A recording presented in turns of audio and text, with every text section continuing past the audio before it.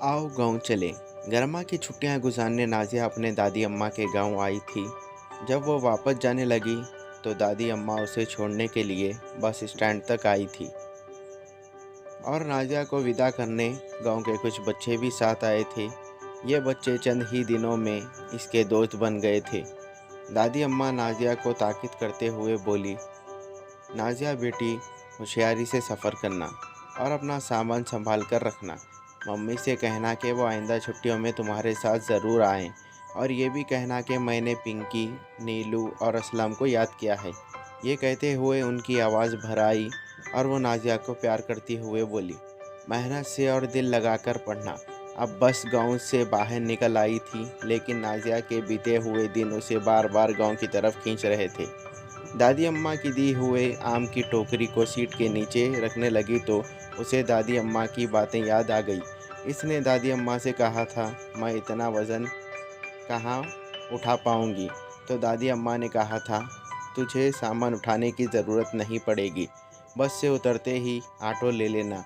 ये तुम्हारे दादा जान के लगाए दरख्तों के आम है, खूब मीठे और रसदार है।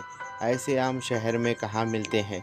नाजिया गर्मा की छुट्टियां गुजारने इसलिए गई थी क्योंकि मम्मी ने कहा था, बेटी गर्मा की तातीला शुरू हो चुकी है, जाओ 2-4 दिन के लिए दादी अम्मा के गांव हो आओ, तुम्हारा दिल भी बहल जाएगा।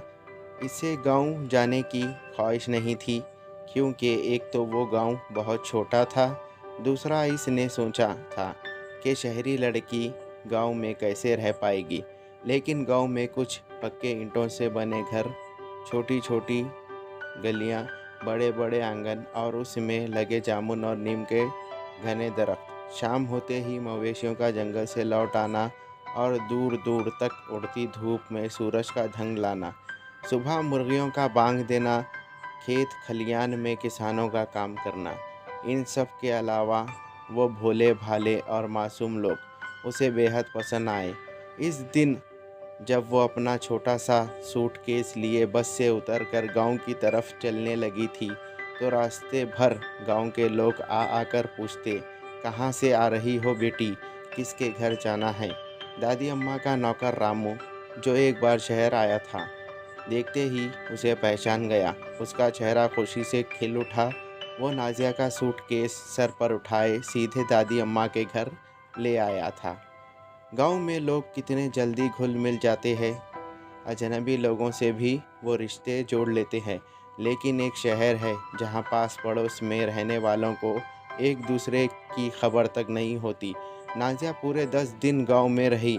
वो 10 दिन 10 घंटों की तरह गुजर गए थे।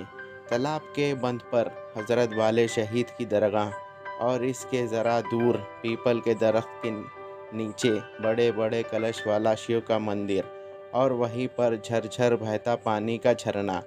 दोपहर में खूब भूख लगती तो इमली के पेड़ के नीचे बैठे दादी अम्मा की पकाई जवार की रोटियां पर अम्बाड़े की भाजी मज़े ले लेकर खाना। यह सब उसे याद आया। हाय क्या दिन थे जो अब हवा हो गए। शहर में ये सब कहाँ होता है। हर तरफ शोर ही शोर, मोटर गाड़ियाँ, होटल, सिनेमा घर, भीड़ ही भीड़। बस में बैठे बैठे नाजिया का सफ़र उन्हीं यादों में कट गया। पता ही नहीं चला कि कब शहर आया। उसे महसूस हुआ जैसे वो किसी ख्वाब से जागी है, ढेर सारी खुशियाँ समेटे। नाजिया जब अपने घर लौट आई तो उसकी मम्मी ने पूछा, 2 रोज़ में लौट आऊँगी कहा था और पूरे 10 दिन लगा दिए।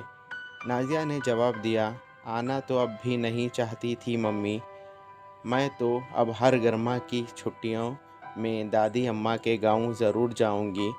और वो अपनी मम्मी के गले में बाहें डालकर झूल गई। हेलो डियर व्यूअर्स, मैं हूँ आपका अपना दोस्त सलमान। उम्मीद करता हूँ आप सब खैरियत से होंगे। अगर आप मेरे चैनल पर नए हो तो मेरे चैनल को सब्सक्राइब करें और बेल आइकन को ऑल पे सेट करें ताकि मेरी हर आने वाली स्टोरी का नोटिफिकेशन आपको मिलता रहे। अगर आपको ये स्टोरी अच्छी लगी तो इस स्टोरी को भी लाइक करें। तब तक के लिए मुझे दीजिए इजाज़त। Thank you for watching.